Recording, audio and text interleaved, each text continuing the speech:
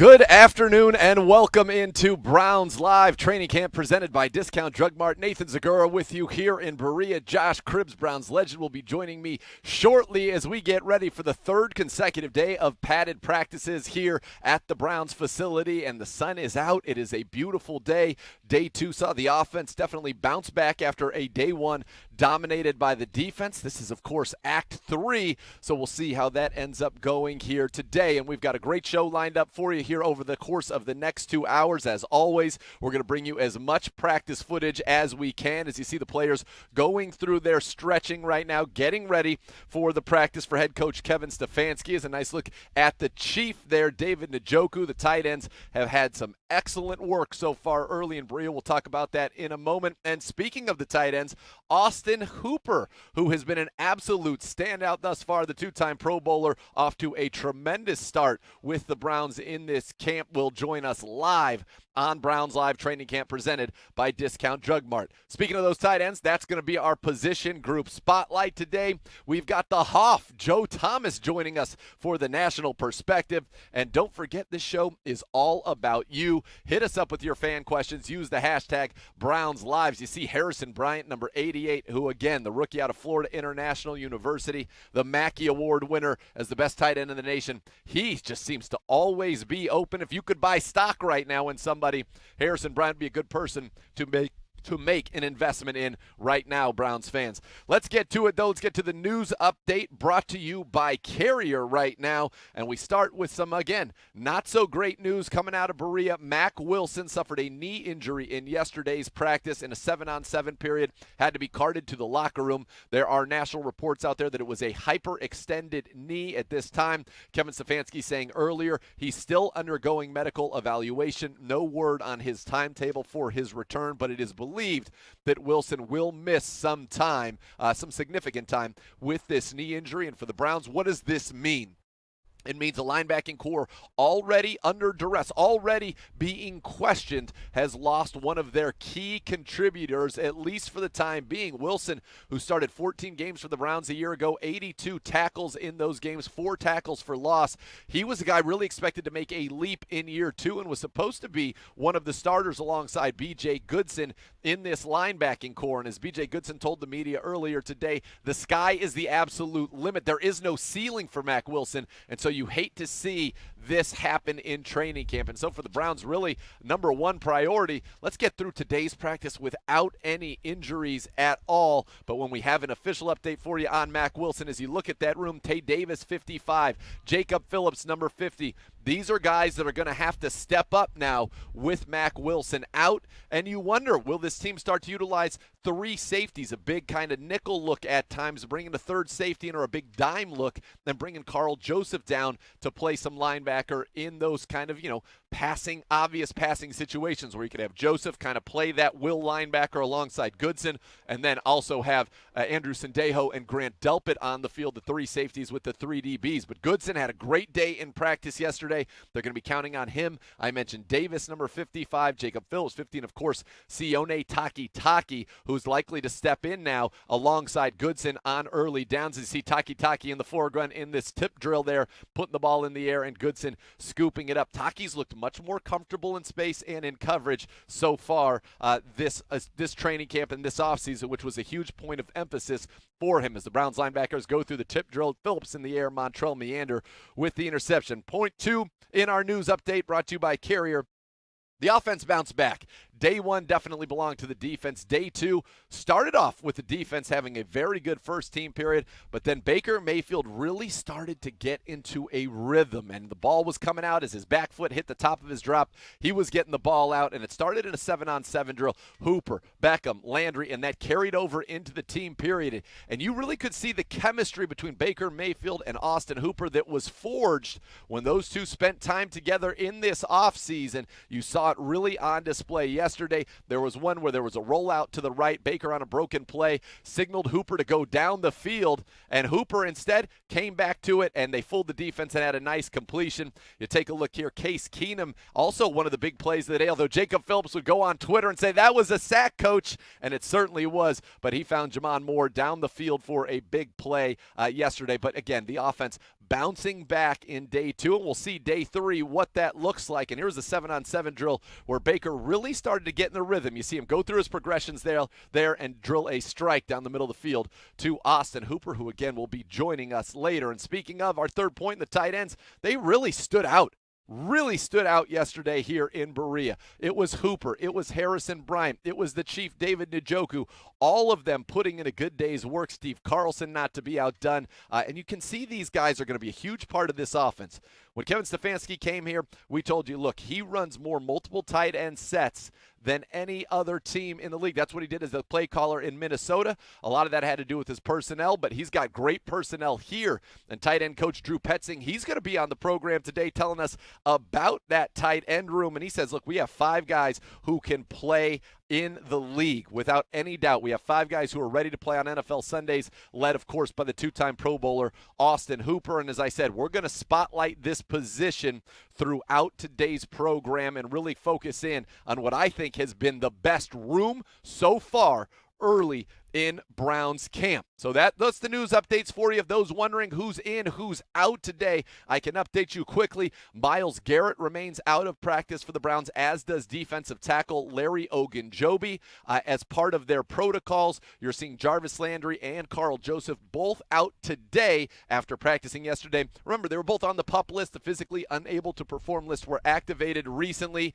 and now they are kind of going on, it seems like, a day on, day off plan here while the team is in pads. Damian Ratley also remaining out for the Browns, the receiver who, look, you got to be on the field. As they would say, you can't make the club from the tub. You want to see Ratley out there coming off of a career-high 200 yards receiving a year ago, but that wide receiver competition really heating up. Hodge is playing well. Hollywood Higgins is back. Donovan Peoples-Jones has looked good. Taywan Taylor has looked good. JoJo Natson has looked good. So Damian Ratley, he's going to need to get out there and get out there quickly if he wants to throw his name back into the hat at wide receiver.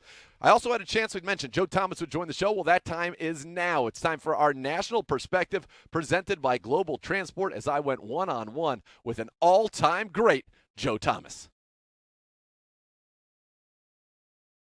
I know that was always your favorite part of the season. You couldn't wait to get in there and go through those dog days of summer. What do you think about this year, though, this training camp? It's obviously shortened. Every rep has to count, maybe double or triple the normal rep.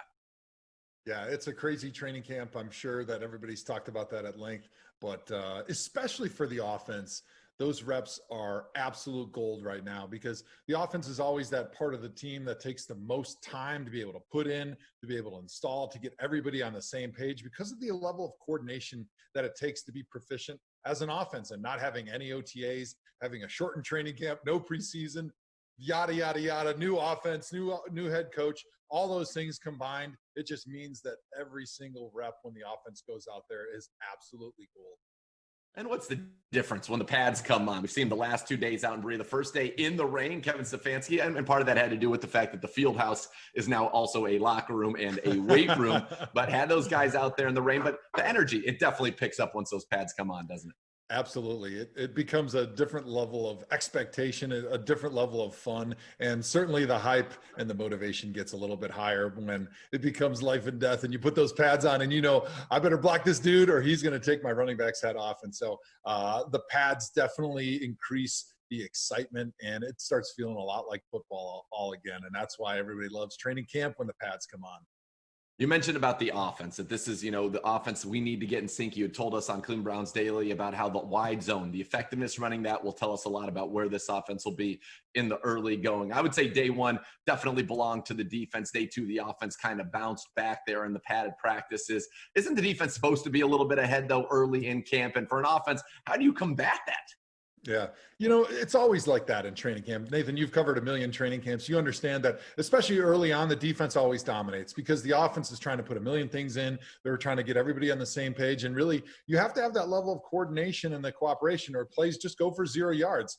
If you don't have all 11 guys on offense on the same page, you're not going to gain a single yard out there. Whereas on defense, it's much more natural. It's where do I line up and then go tackle the man with the football. All it takes is one guy on defense to make a great play. On offense, you got to have all 11 guys acting as one in order to have an effective play on offense. So you're going to have a little bit of back and forth, but I'll take you back when Kyle Shanahan first came in, and you remember these training camp days.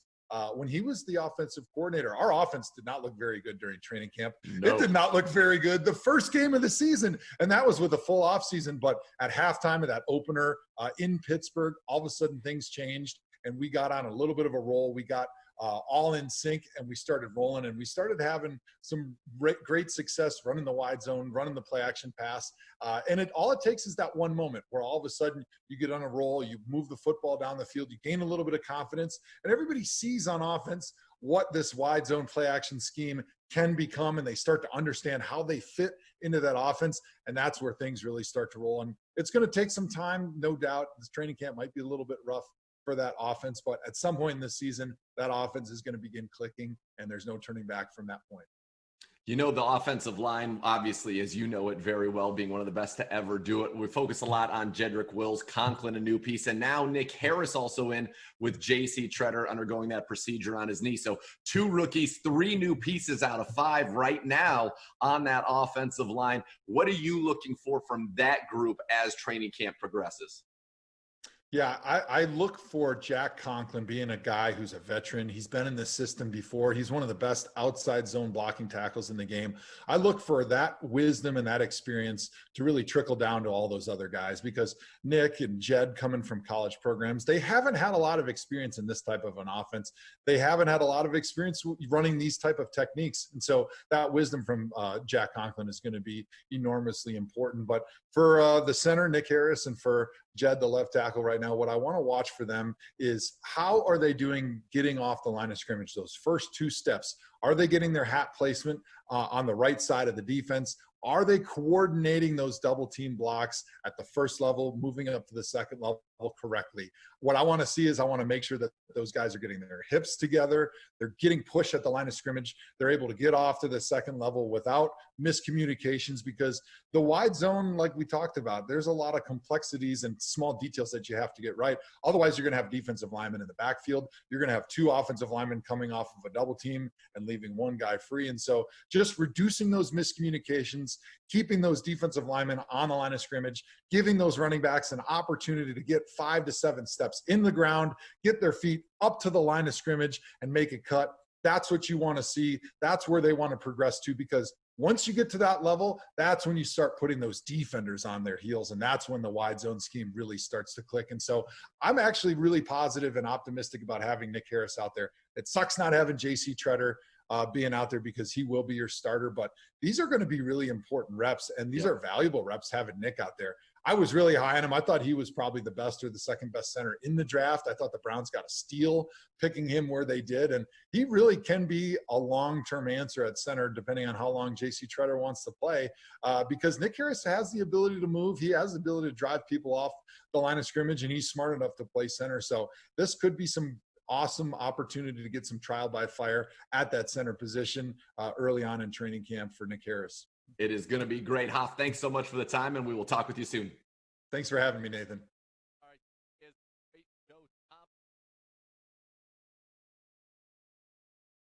All right, there he is. Great Joe Thomas on the program here. Browns Live Training Camp presented by Discount Drug Mart, live in Berea. And the Hoff with some good words of encouragement there about Nick Harris, his 2 rookies right now on the offensive line. Nathan Segura alongside Browns legend Josh Cribbs. And Josh, day 3 in pads here in Berea. What are you looking for? I'm looking for that more of consistency with the offense. They had a great second day in battling the defense. If we have to give it to a side of the ball, I'll give yesterday to the offense. But we want to see that balance come out. We want to see still a high level of play from defense and still a high level play from your offense. So I'm looking for that balance more so today. Yeah, it is day 3. As you said, day 1 in the rain, all about the defense. They started strong again yesterday, but the offense certainly came on strong at the end. And today we're going to get a look at kind of a new look linebacking core as well. We know Mack Wilson won't be out there. Jacob Phillips, the 3rd rounder, you expect him to get an opportunity to step up along with Tay Davis, because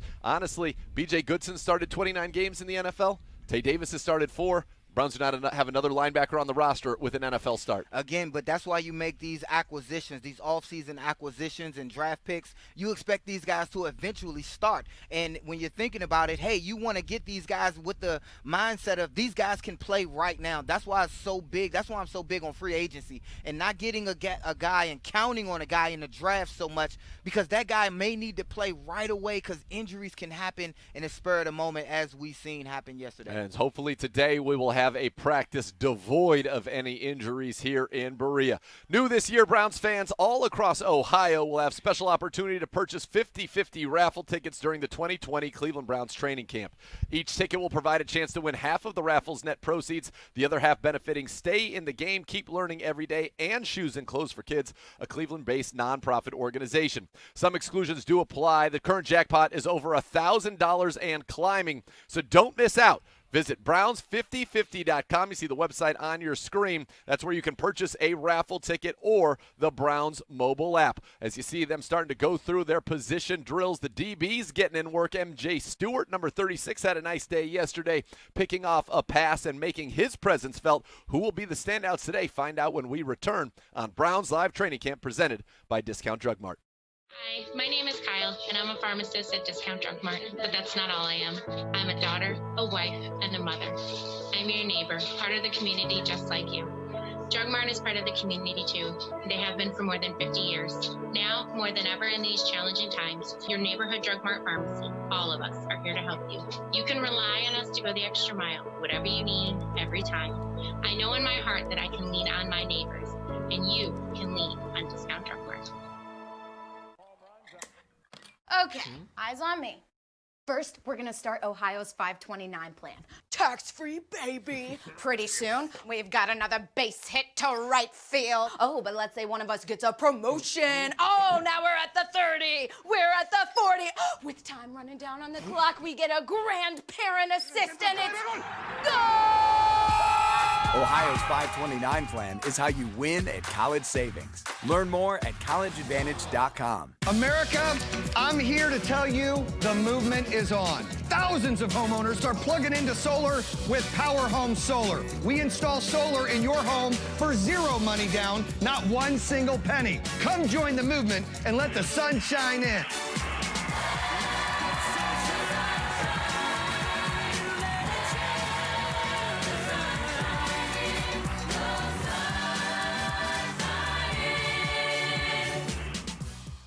New this year, Browns fans all across Ohio will have a special opportunity to purchase 50-50 raffle tickets during the 2020 Cleveland Browns training camp.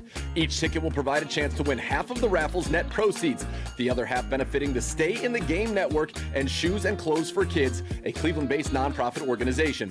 Some exclusions apply. For more information and to purchase a raffle ticket, visit Browns5050.com. That's Browns5050.com or the Browns mobile app.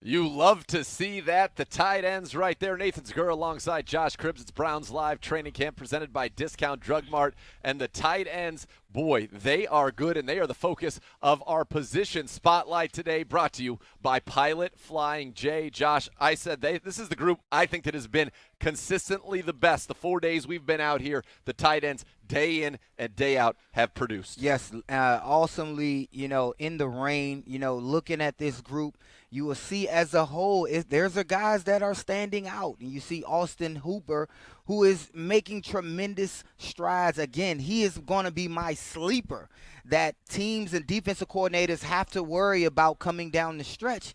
Because when you look at this group, it's a talented group. I would like to see David Njoku be more consistent. I want to see him stand out more, catching the football and competing.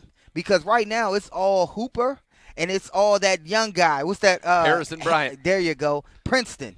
Harrison Bryant, who's been very, very good thus far. You mentioned Austin Hooper, and you're right. I think when teams say we got to pick our poison, they may leave it to Austin Hooper. And listen, that's why the Browns went out and got him. A 2-time Pro Bowler. His receiving yards and touchdowns have increased every year in the league. He's coming off of a career high 75 catches for 787 yards and 6 touchdowns with the Falcons. And I think he has a chance to match that and exceed it, especially in the touchdown situations. But he's a quarterback's best friend. We've seen it. When the ball is near him, Josh, he catches it. In fact, 146 receptions on his last 175 targets, Yes. 6'4", 255, and moves like a receiver. And the chemistry between him and Baker is growing substantially. And every time he catches the football, it's reminiscent of a wide receiver. I'm thinking it's a wide receiver out there.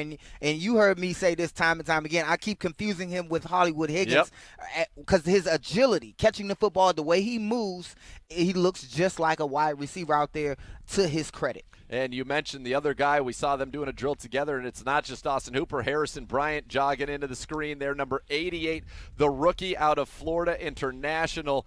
The Browns, again, they went into this draft. They said, we're not taking a tight end. We like our tight end. We're very happy with Hooper and Njoku and Carlson and Brown, but he was too good to pass up. The Mackey Award winner. He is the best tight end in the country last year, and he is the first tight end to ever win the Mackey Award from a non-Power 5 conference. When you go in the pre-draft stuff, NFL.com's draft analyst Lance Zierlein compared him to George Kittle, and so far, it's looked easy for him. We're going to hear from Drew Petzing, the tight end coach, as this is tight end day here on Browns Live. He said that he is the hardest worker he has ever been around. Harrison Bryant. That's tremendous. I was confusing him with Stephon other tight ends. Steve. Yeah, with Stephon, because that Princeton. He reminds me of Seth DeVal, but he moves a little better than Seth did. Seth was more of a special teams blocking, a full power back type of guy who we used as a fullback. But again, Bryant and Hooper remind me of receivers. The way they move, they're really good in their hips. They may be a little light, and I have to see them in the team periods to see how well they block. But spreading them outside, these two will command the attention of defensive coordinators. And when you're talking about our offensive strengths coming forward into this season, I don't think no one is going to look at this team and say, okay, their strength is the tight end position. When you have Odell, Jarvis, and you have a Chubb at running back with all these weapons, they won't off the break say tight ends is something you have to bottle up. And that's why Austin Hooper is, from the tight end spot, is my sleeper. Yeah, I think he's going to have a big year. Bryant at Florida Atlantic last year, as I mentioned, over 1,000 yards receiving, the first college football tight end to do that since Jace Amaro from Texas Tech in 2013. So he had a pretty historic year. And the one that stood out, and Josh, you know this, when you're at a school like Florida Atlantic, when you see Ohio State on the schedule, you know as a player, that's the one that the pro scouts, they're going to immediately put that tape on because they know a lot of those guys you're going against are going to be playing on Sundays, and they want to see how you stack up. And he had 6 catches for 79 yards in that game. Level of difficulty, like you said, when you're playing against these powerhouse schools and you say you're the top athlete, you want to see how you match up personally to the big guys, to the Ohio States, to the Michigans, to these power teams that, like you said, the scouts will be watching. And obviously he did pretty well to land himself a spot here with the Cleveland Browns. Absolutely. And I'll tell you, I was talking with a scout for a rival team in our division, and he said that was the one that got the fist pounds on the table when the Browns got Harrison Bryant in the 4th round. So we've talked about those two. You also have the Chief, 85, former first-round pick, David Njoku, and people forget 2 years ago, 56 catches, 639 yards, and 4 touchdowns. An unbelievable athlete, a former national high jump champion who is still very new to football, but is going to have an opportunity, I think, to really take advantage of his height, his speed, and exploit teams down the middle when they're worried about the guys on the outside. Yes, and this tight end core is big. They're stout. They're agile. They have a lot of agility. And Njoku, just like Hooper and the rest, he is reminiscent of a big receiver. He has great hips. Like you said, high jump champion. He can move. He's athletic. He needs to be consistent, but he needs to join this competition. He needs to come out here, catch thousands of footballs. But you know what?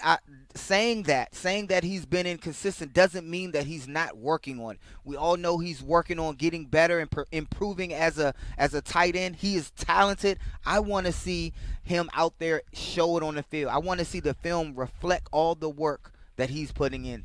An incredible talent, and he really is. And last year didn't go the way he wanted, or really any of us around the Browns, certainly Browns fans, wanted for him. And this is an opportunity in offense to take advantage of those gifts, because he's still only 23. He's entering his fourth season. Yes. He's still only 23, and his best football certainly is ahead of him. You mentioned Steve Carlson, the product out of Princeton, who saw his first catch in the NFL, was a touchdown against the Steelers on Thursday Night Football. And he was a guy, again, a converted college wide receiver at Princeton, who's shown a lot of blocking. We're seeing these guys get into one of these one-on-one blocking drills there, and blocking for David Njoku is going to be a key this year, because if he can block and be effective in that, as we're doing some blitz pickup drills, it looks like here in the one-on-ones, he's going to have a big year. We mentioned Carlson, and then Pharaoh Brown, the biggest tight end on the roster, 6'6", 255, as we saw somebody take Dearness Johnson to the ground right there. It looked like Jacob Phillips might have been number 50 on that one.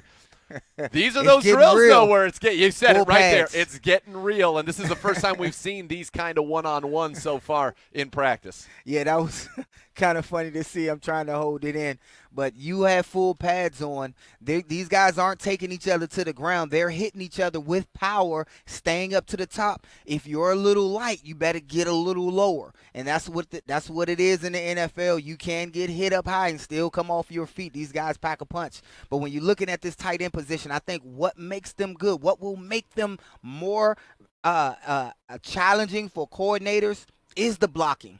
If you can have these tight ends that are awesome catching the ball out there when it's run plays, then they can't get a bead on when you're passing and when you're running. Because usually teams, if you look back at our tight ends in the past, and whenever we had out of Miami, Winslow, whenever we stretched him in the game or we had him out wide, we were crippled because we didn't run the ball a lot with him in the football game, because he was a little light and his blocking could have used some work. More of a receiver. Exactly. So when he was out there, it was pass. We're going to come to him, or we're going to Braylon, this and that.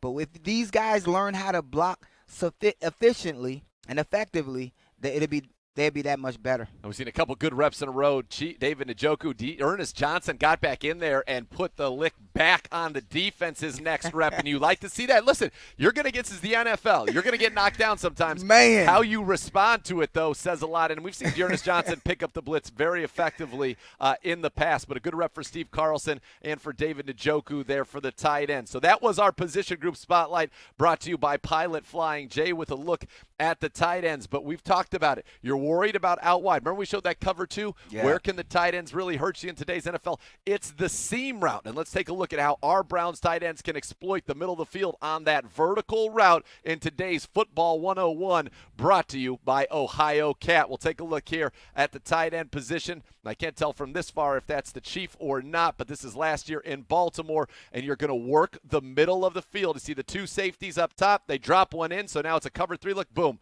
right up the middle of the field, and now looks like Demetrius Harris with the catch there. But you got to work the middle of the field. That's where the tight end can be the quarterback's best friend, and it's obviously something the Browns are looking for in a big way this season. Yes, and Baltimore definitely plays that Tampa 2 coverage, but we were running the football so well, they had to come down and just collision the tight end en route to looking for a run play. So that play action comes in handy. The tight end vertical seam right up the middle is open all day versus a team who's scared of the run game. And you mentioned that. It's the play action that causes that second. Maybe it's a half misstep, step forward, etc., you're able to get it. We'll take a look here. Again, this is closer to the end zone, and this was the first touchdown for the Chief last year against the Titans. What are you going to do? You got to get him to the middle of the field and see if he can go ahead and make the play, win one-on-one with his size. And you think about this team's ability, nice little slant off the left side, this team's ability to play basketball down there. Hoop 6'4".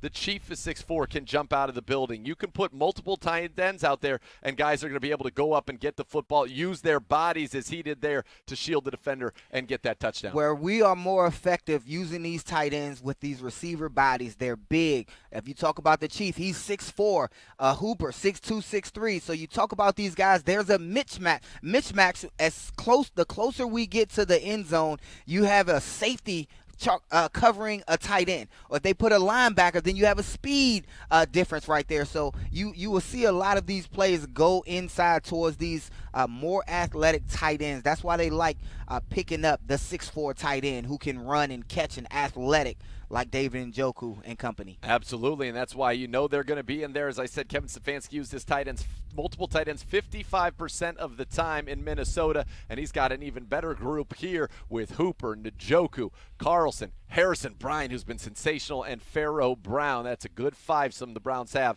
at that spot. Practice really starting to ramp up. We're seeing the physicality and some of those blocking drills. We're going to get you onto the field when Browns Live Training Camp presented by Discount Drug Mart returns.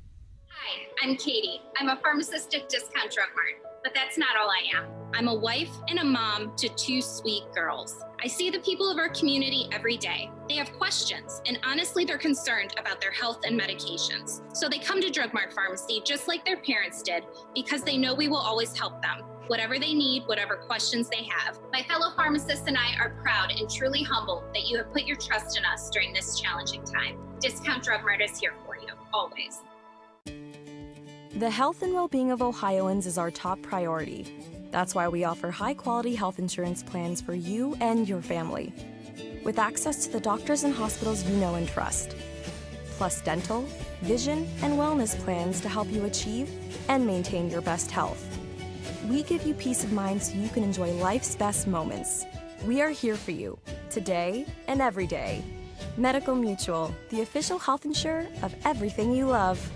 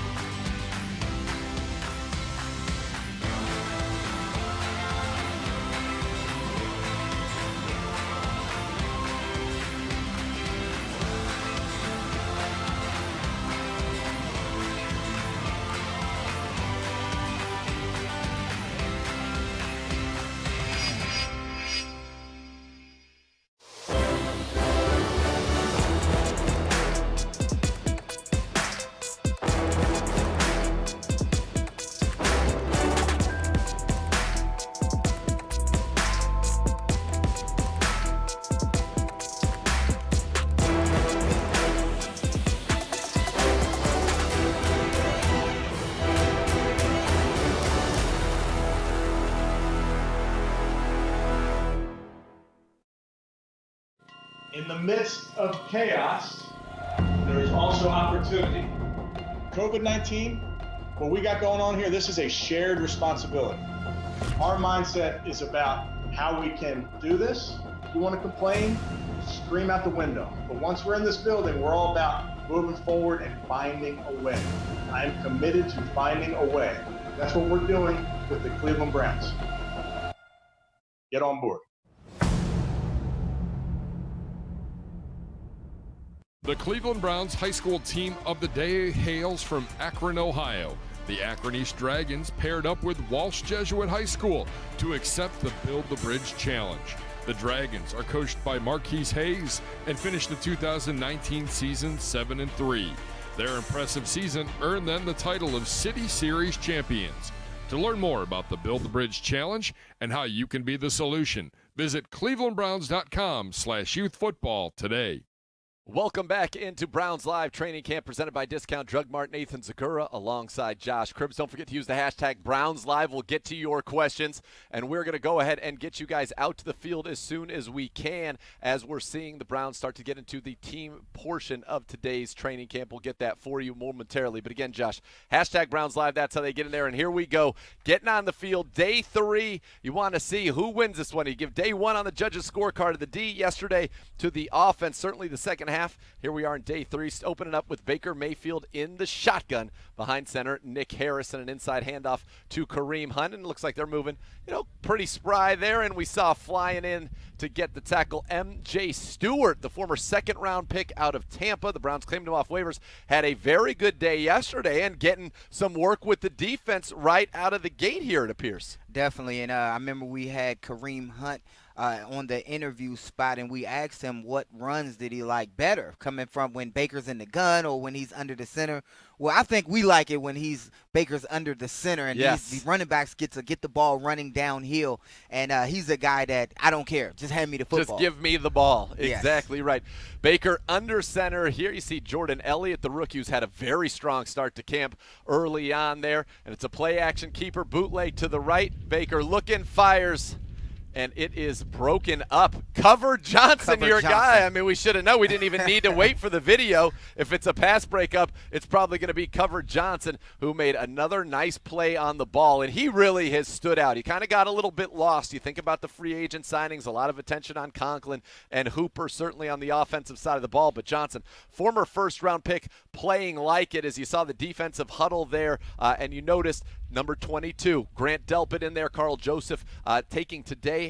He's on the side today in part of his plan back from his offseason injury. And Delpit getting good, valuable reps with the starters. So a couple rookies on defense. Elliott as well as Grant Delpit there. A run to the right. And a little strong, lower in the shoulder there on M.J. Stewart. Looked like Dontrell Hilliard, the ball carrier for the Cleveland Browns. And you can see a little physicality here in these early first 3 plays. And that's what you want to see. With pads on, you don't want to see a pillow fight. You want to see your guys taking care of each other because, again, they're teammates. These are each other's teammates. You want to take care of each other, but you don't want to see a pillow fight. And we were just talking about Cover Johnson. Guys like that have to show up, and he's been showing up. And one thing about him, he's consistently making plays, and that's what it takes. Here's Case Keenum in now. Quick little boot to the left and finds Dontrell Hilliard in the flat. Tackled by Donovan Olumba, who was, again, he's kind of stood out just from the sense that he looks different than the other corners. Standing 6'2", about 210 pounds. He has that big kind of size. And you know what he reminds me of is you think of a guy like Brandon Browner in Seattle, that size when you're playing. This defense is going to be a combination. You're going to see them up close and pressing. We've heard Denzel talk about that. We've seen him working with Brandon Lynch, the assistant DB coach. He agreed constantly on that press technique. But when you play that cover 3, you like to have size on the outside. That size with him, I think he needs to do a better job at getting on everything of special teams because you want to see his size on the field.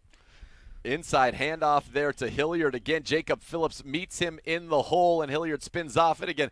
That's one of the ones where you wonder what happens if this is to the ground. If you're thudding up there, obviously spins off, but Phillips now, and you see Davis, number 55, both of these guys going to be counted on and asked to do a lot more for this defense following the injury to Mack Wilson. And, initially it was going to be Wilson and Goodson, Taki when they go into 3 linebackers. And now you're seeing Phillips getting some work there as the second team Mike linebacker alongside Davis and Montrell Meander, the converted safety. And this is, again, these are big reps for Jacob Phillips because now you've moved one step closer to being on the field in a regular basis. Definitely.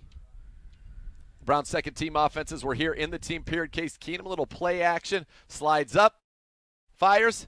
And there it is. Does he drop a ball, Harrison Bryant? A nice diving. I'm telling you right now, every time we are here, Harrison Bryant does something where you go, oh.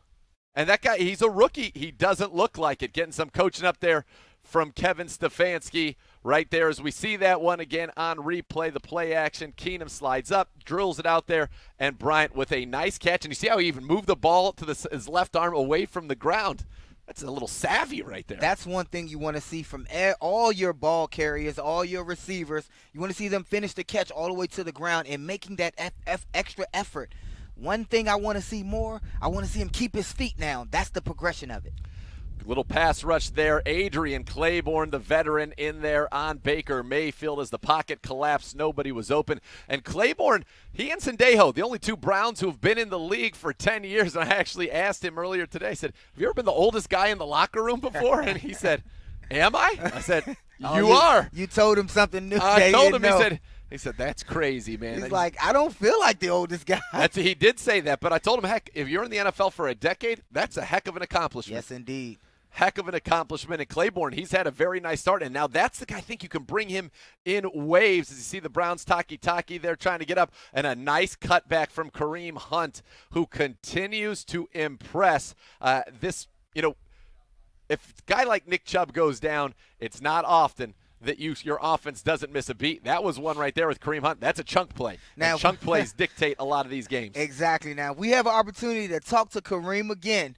We would ask him that simple question. Do you like getting the ball out of the gun or under the center? And that play right there was under the center. The first play of the game, they were in the gun. He had a handoff, and they stopped him in the backfield. So, tremendous talent right here, especially when Baker is under center. And a good job by the offensive line after that first play was going to probably be a sack to come back. Baker, play action in rhythm. Ooh, Pharaoh Brown with the catch. And a nice little hit from Denzel Ward, who taps himself and says, look, Mayo's a little high. We're not trying to protect our teammates there. But a good ball from Baker, good catch by Pharaoh, and a good hit from Denzel Ward. That's one of those reps where bang, bang, bang, good both sides of the ball. And that was definitely a good hit on his teammate. Turned around, just gave him a little pop. Something a little less than what he would have received during game time. But Pharaoh Brown is a bigger guy. So it looked like he was shooken up a little bit by that hit, but Pharaoh Brown is a bigger guy, and kudos to Pharaoh for holding on to that ball, especially when he hit the ground hard.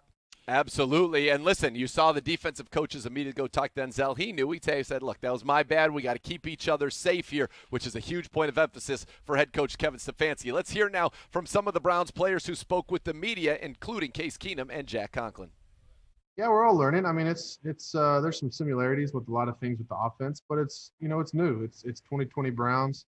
And, I think we're all learning. We're all growing.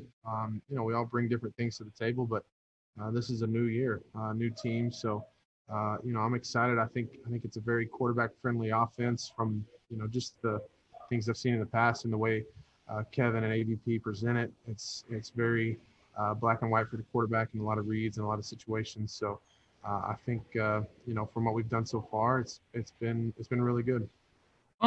Surprisingly, it's definitely a challenge, but surprisingly, coming in with a new offense, we're all learning, so that's definitely, it's not like it's an offense that's been, here for a long time, and the older guys already know all the little cues and stuff. So we're all learning together. So I think that's made the progress smoother, and I think everybody's taking it every day and trying to get a little bit better. And both those guys are doing a great job.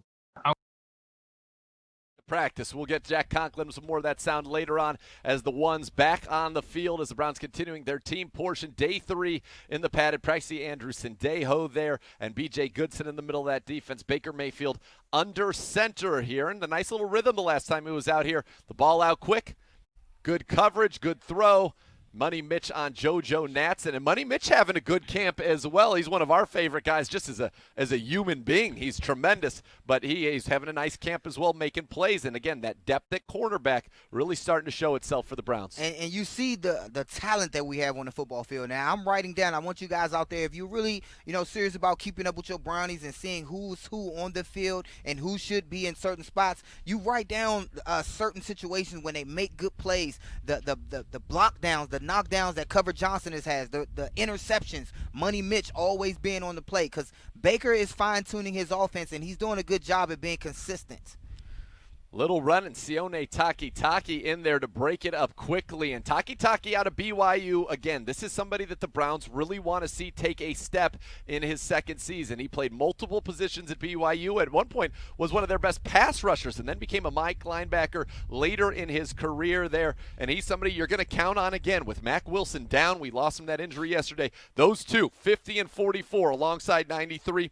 that's kind of the trio you're looking at, I think, early in the season at linebacker if Mack Wilson is unable to get back. So you got to get Taki comfortable. He didn't play a lot last year. And Jacob Phillips obviously making the jump from college at LSU to the NFL as Mayfield drops back, fires one to the outside, just a little high and wide of Hollywood Higgins, who was open on the sideline working there against Greedy Williams. And I won't. I'm a little biased still, and I'm trying to, allow Baker to get that rhythm. I haven't seen too many passes to Hollywood Higgins. I would have liked to see that completion, so I'll chalk it up to them not being on the same page, just due to how often he goes to him. But when he goes to his favorites of the camp so far, and we're only talking day 3 here, his percentage rates has went up tremendously, and he's running the offense very smoothly at this point. He is, and that's when we want to see that. That's the pitch and catch that you want to see completed there. Look at Jedrick Wills, the 10th pick in the draft, lining up against Olivier Vernon with Mayfield in the shotgun and a quick hitter. Again, batted down at the line of scrimmage. Grant Delpit was right there on coverage again. And so a good period there for the defense against the Browns offense. The Browns did have some opportunities, but great coverage from Money Mitch. And we saw a very good job on the defensive line along that left side. That's where Jordan Elliott and Porter Gustin had been. Didn't see who got his hands on that one, but a good job to block those ends. And that's one of the things. That's an important part of the game. Defensive linemen, you don't always have to get to the quarterback. I'll go back to the Super Bowl. There was a play late in that game. Jimmy Garoppolo had a Kittle open over the middle field. It was Chris Jones. Got his hand up. He doesn't. The 49ers might be Super Bowl champions. Getting your hands up on the D-line, getting those passes batted down. That's a big thing you can do there as Keenum drops back to the second team. And we see 2 in a row. That time 96, Daniel Lequale, 91, Eli Ankou getting the pressure and getting their hands up in the throwing lanes. Yes, you see this defense has ramped up their coverage, ramped up the defensive rush, and the offense is struggling a little bit, so they definitely need to pick it up because that first period with Baker in the helm with the ones, the defense definitely won that round, and with that incompletion right there, the defense is still holding strong if we're keeping account for who is leading the practice right now. Yeah, they're doing a good job. We've seen corners get their hands on the ball, but now we've seen defensive linemen get their hands on the ball a couple plays in a row, and the Browns go back to the ground game. D'Ernest Johnson off the right side, and you're seeing again, we got to get up there. All right. Up and down, but Jacob Phillips in on the tackle. And Jacob Phillips has just those good instincts there as Eli Ankou was the player down on the ground, and he is up and back in the huddle. But Phillips showing good instincts. And listen, you're not the leading tackler, as we said, in the SEC without understanding your run fits, when you can shoot the gap and when you can make those plays. And Phillips did a very good job on that little run to the right side there, wrapping up D'Ernest Johnson as Keenum leads the offense out. And this is a day so far where the Browns defense has really looked strong, especially at the point of attack. Quick little screen out to Benny LeMay from Charlotte, and a good job. McCray getting out there quickly from his defensive end position to wrap him up. And you're seeing this defense, and that's one thing with these lines. When you run this stretch, those guys, you get these big guys running sideline to sideline, but the Browns defenders looking up to the task, certainly in the early going here from Berea. I want everybody to understand as well, this defense have seen this offense run time and time again. They're used to their plays. They're used to the receivers' routes. This is the point in training camp where the receivers have to change things up a little bit. Your out route may seem too noticeable to these DBs. They're watching you. They're looking at your telltale signs. So if the routes that were open yesterday aren't open today, it's because they've seen it all before. That's right, and they're ready for it. The defense often ahead at this time, but you want to see the offense come back as Baker just overshoots Austin Hooper working against Greedy Williams, and just a little out of sync on offense so far for this Browns team here on the 3rd day of padded practice. Just a few misses. You had Hooper was open, Higgins was open on the outside, not as precise as you would like it to be early going, but again, these are the growing pains. What you're seeing, at least the read is the right read. Now I got to execute on that throw as Willie Harvey, the undrafted free agent last year out of Iowa State, one of the leading tacklers in the Big 12, getting some work alongside Goodson and Taki on this defense. And this is going to be a good rep for Jedrick Wills going against Adrian Claiborne, because when you've been in the league as long as Claiborne, you know what's going on. Wills paving the way there with Goodson getting up in him. And then Kareem Hunt kind of sliding through down the field. But a good job by B.J. Goodson. And he's been flying around, Josh. I think he knows, look, I have got to set the tone in this linebacker room. The 29 career starts, the 4-year veteran. And I think it's shown the last 2 days, especially since Mac went down. B.J. Goodson has really stepped up. And as you see him taking in the play call from defensive coordinator Joe Woods. This is what you expect from a guy you bring in. A veteran, you want him to come in and be a leader on this team, next man up mentality. The defense really isn't missing a beat right now. So that's what you see in a guy you bring in. This is the pay attention. This is what they want from guys they bring in. If they have to play right away, they want them to go in right away, and the defense not miss a beat. I want to say that Kareem Hunt is still looking good every time he touches the football. Every time. Though. Porter Gustin around the edge, around Jack Conklin to put pressure on Taki chasing down Baker Mayfield. Nice move from Porter Gustin, was a former 5-star recruit and a guy who joined the Browns late last year. See general manager Andrew Berry give Baker Mayfield a pat on the helmet there.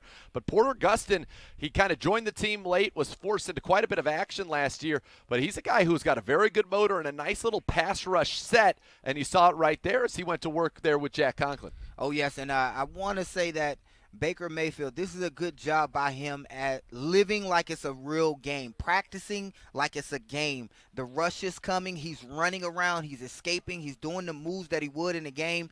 Other quarterbacks, not so sure. They not on this team, but other quarterbacks may just throw the ball away or just throw it at the ground or just take the sack and stand there and try to throw a ball. But he's acting like it's a real game. He's moving around and making those decisions in a real game scenario. So he's getting the necessary work he needs for game one. Because you don't have games. You don't have preseason games. You don't even have those few drives. You've got to make sure you take every rep here and treat it as realistically as possible. And that's been stressed by head coach Kevin Stefanski, and quarterback Baker Mayfield clearly has gotten the message. Time now for everybody's favorite part of our show. It's the Puppy Pound Puppy of the Day, adopted by Sugardale. Today's puppy is an 8-week-old shepherd mix named, wait for it, Andy Jano Fetch.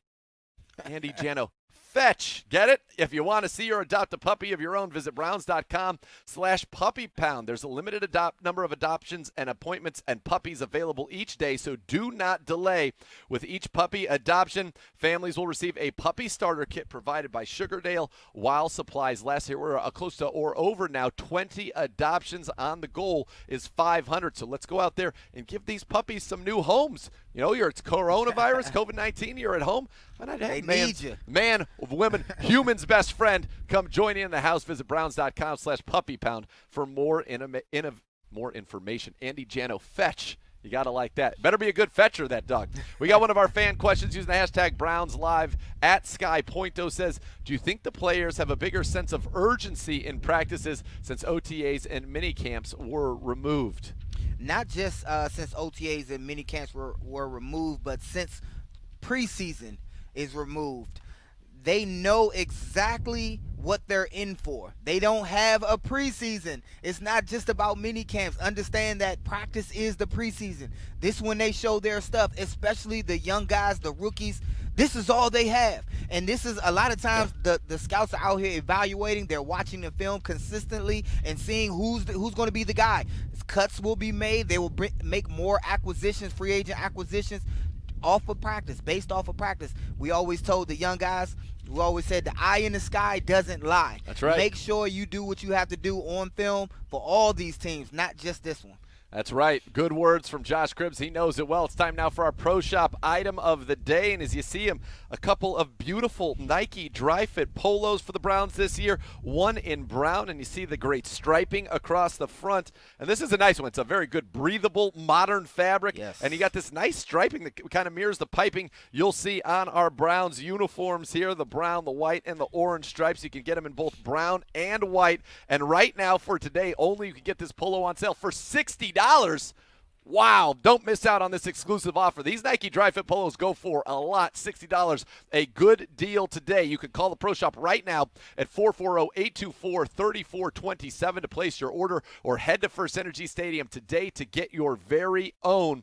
The store has been updated for a clean and safe shopping experience. It's open 10 a.m. to 5 p.m., and the best part is all net proceeds are to benefit the Cleveland Browns Foundation. These are beautiful polos here. I've already worn the white one. It's It's just great. It really fits good as you see Adrian Claiborne, the Browns going through their practices here, individual drills, and we'll be back with more Browns Live Training Camp presented by Discount Drug Mart in Berea.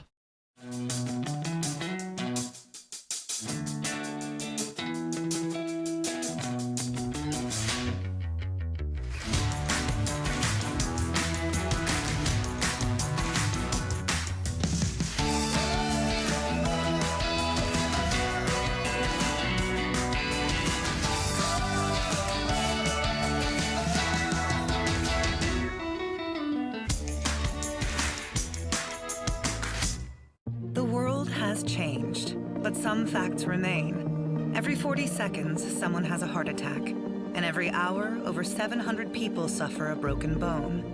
While those numbers haven't changed, there are fewer people seeking the treatment they need. If you're injured, sick, or in pain, it's safe to get the care you need at university hospitals. Protecting your health with science and compassion. That's UH Safe. Snapple apple tastes like apple. And we dance the same too. And one, and two, shake, now stomp. Put it in the basket. Now let's cobbler. And cobbler, and cobbler. Tastes just like fruit, but Snapple. Tastes like a perfect peach. It keeps on peaching.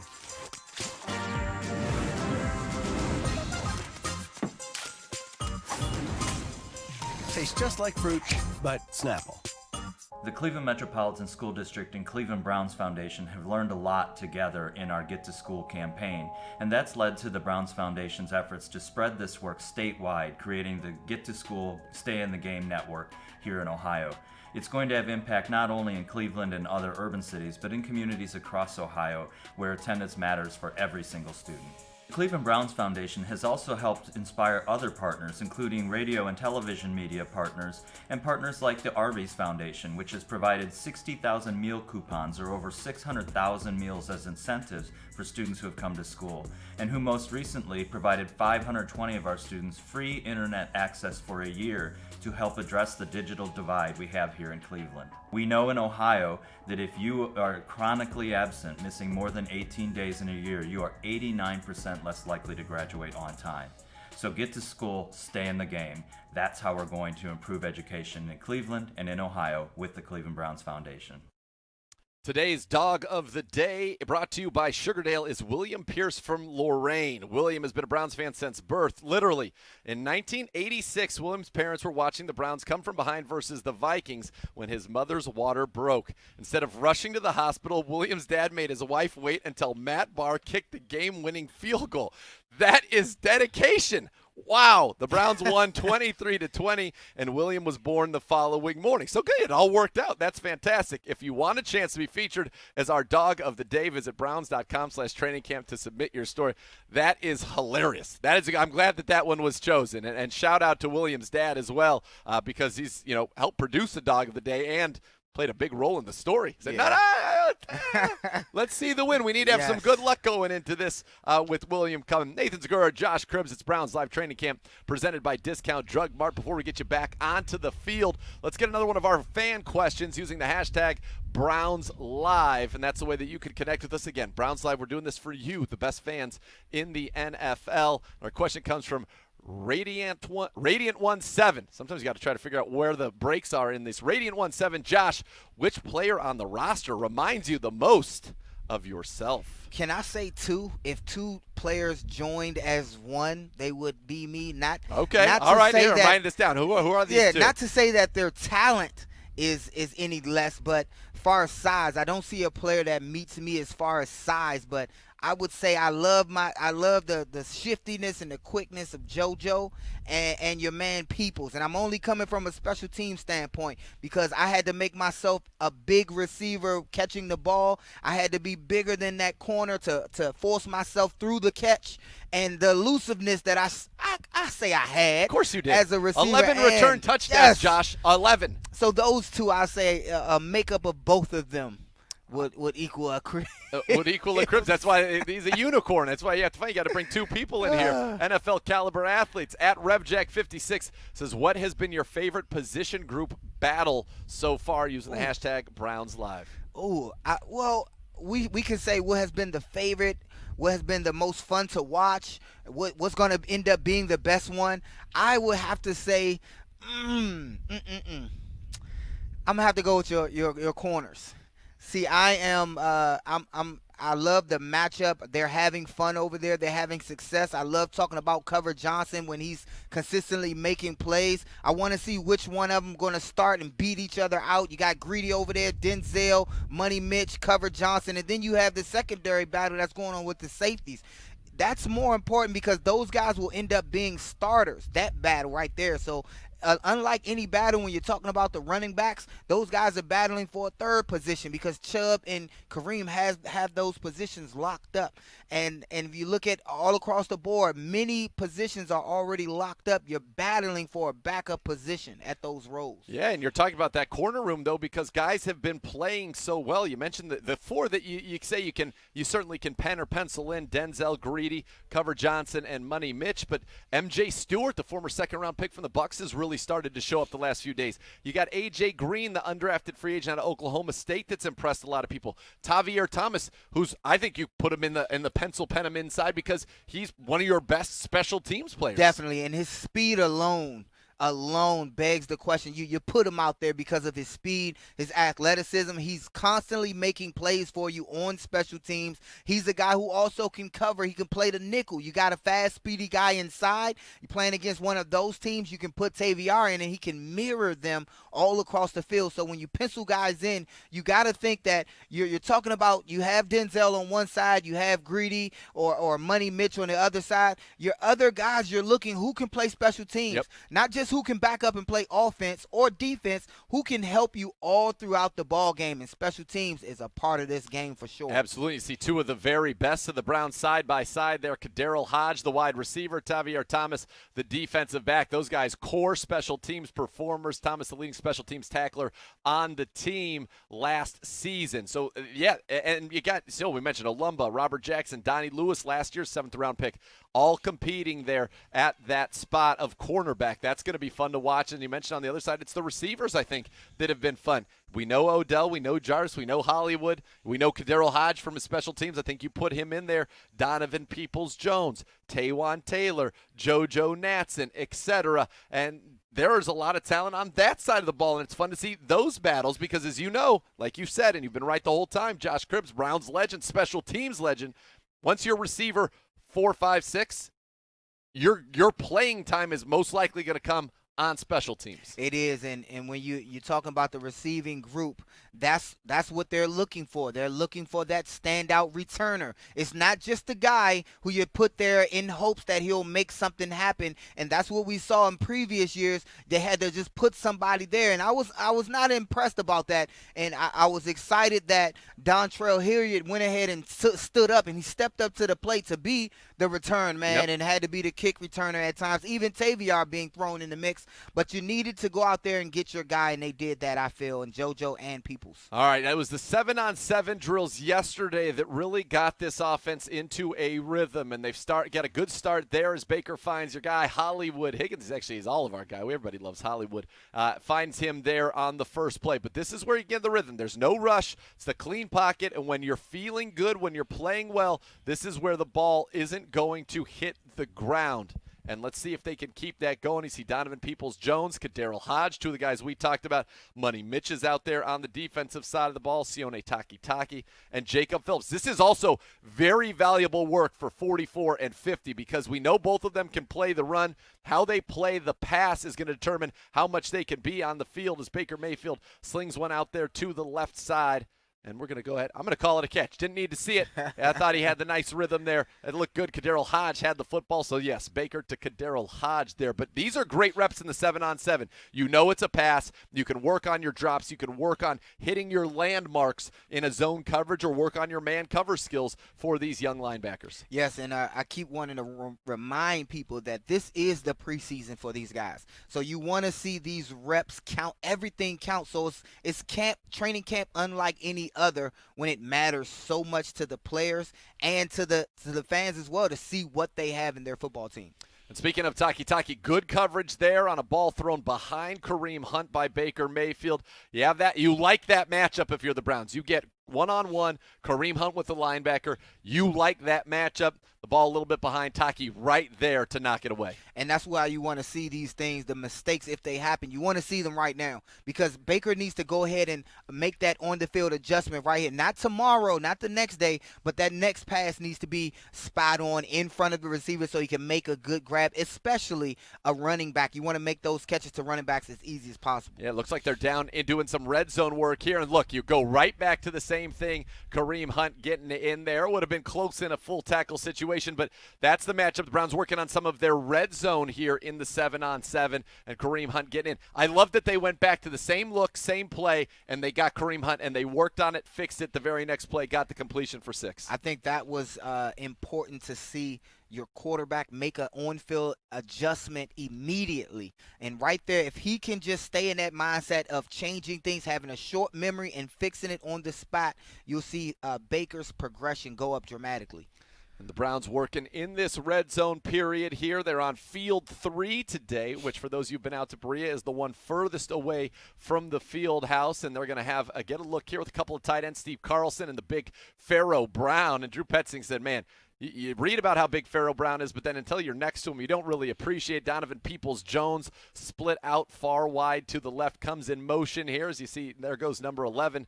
Baker getting the snap, a quick little roll to the right, and a quick hitter to Peoples-Jones. That's where he could be so effective. And, man, I tell you, I know that he's a 6th-round pick. I know that he was also the top recruit at his position in the country coming out of high school. But Donovan Peoples-Jones has everything you need to be a dominant player in the National Football League. And I think there are ways that even as a rookie, you're going to be able to see him be used as a receiver. Right there, for example, the speed and the size, if you get it to him, he's getting into the end zone. Definitely. You said it. His size separates him from a lot of the other receivers. His size mixed with his agility and his athletic ability as it relates to cornerbacks, that's where he can show up because he can move with that size. And a lot of times those big receivers, they tend to be a little bit stiff. Yep. He is not. That's why he's being considered as an NFL punt returner because they need that agility, and he's showing it out there. That gives him definitely a leg up. And you like him. I think I like him in the red zone because, Odell and Jarvis, both of them can do anything, can run any route, they can get open, but they don't have just that pure size. And now the Browns could try out, a 6'2 Donovan Peoples-Jones, a 6'5 Hooper, a 6'4, 6'5 David Njoku, and do some things in the red zone. Up top again, and what does he do? What does he do? He catches the football. It's Harrison Bryant again, and you would think you're watching Browns Live Harrison Bryant. But it just seems to be every day the guy's making plays, and that's the kind of play you're a quarterback. What is it when you throw that ball and he makes that catch? You say, trust. I'm going to throw him the ball. He's going to throw him the ball. They building that chemistry. He's building, more importantly, trust. He knows that when the ball is thrown to him when it counts in the red zone, he will make plays. Last year, did he not do something like that against the Steelers? Was this the same guy? That was Steve Carlson. That was Steve Carlson. Bryant's our rookie. I'm getting them mixed up. Back to back. But consistency is what you beg of this tight end group, and they're doing that. So we talk about the battles that's happening between these position groups. It's heating up in this tight end meeting room right here in this group. They're catching the football. They're making the plays necessary. They're fighting for the attention of the quarterback. Harrison Bryant on 2 consecutive plays in this red zone 7-on-7 drills. He gets a little bit of love from Andy Janovich and also Austin Hooper as he came off back-to-back touchdowns. Both great catches. The first one really a spectacular catch with the defender draped all over him. I got to tell you, it's early, and we've seen guys come out here and be, as you know, all Berea for the week or two, and then they fade as training camp goes on. Good coverage from Donovan Olumba there as Case Keenum tried to find Odell Beckham in the back of the end zone. But if Harrison Bryant just keeps making plays, Josh, at some point it's going to be difficult to keep him off of the field. You know what? Bryant is licking his chops every time they call his number. Every time they have an opportunity to throw it to the tight end, I think he's feeling like, this is my opportunity right here to make a play, to stand out. That's how everybody should be thinking in this position, to make plays when they're needed to be made. Again, look at practice as the preseason. Look at this as an opportunity. They're being seen by everyone. This is the opportunity to show what you're made of, because game one, the team is going to look so different than it does right now. There's no doubt about it, but all you could do as a young guy, and we were told, again, look, it's going to be so hard for rookies this year. And Harrison Bryant right now, honestly, making it look easy, and I think a lot of it has to do with what Drew Petzing told me. He's the hardest working player I've ever been around. That's a big statement. That's a big statement for a rookie. Yes, and when you see him being consistent, that's what you want to see. Day in and day out making plays. You don't want to see 2 good days and then where is he? And then he makes a drop here and there. No, he's catching the football, falling down, diving around, making those plays. Baker going up top down the middle for Austin Hooper. B.J. Goodson, great coverage there along with Grant Delpit as Baker tried to find his other tight end, the top tight end, the 2-time Pro Bowler Austin Hooper. They were not able to connect there in the red zone. And this has been a little bit of a good back and forth, both sides having their moment. But the rookies, Donovan Peoples-Jones, Harrison Bryant, have really had a nice little red zone session right here. Yes, and that's they're showing you what they want from this offense. They're showing you, trying to give you a preview of what they're thinking they may want, who they want to go to. You know, they know about Odell, they know about Jarvis. They're thinking about tapping into that tight end room, rightfully so, and they've done a good job so far. Baker ripping one down the middle up top, broken up there by Andrew Sendejo, the 10-year veteran, just getting a finger on it. And these DBs have been all over the field today. We've seen a lot of pass breakups, them getting their hands on a lot of balls, and it's no surprise.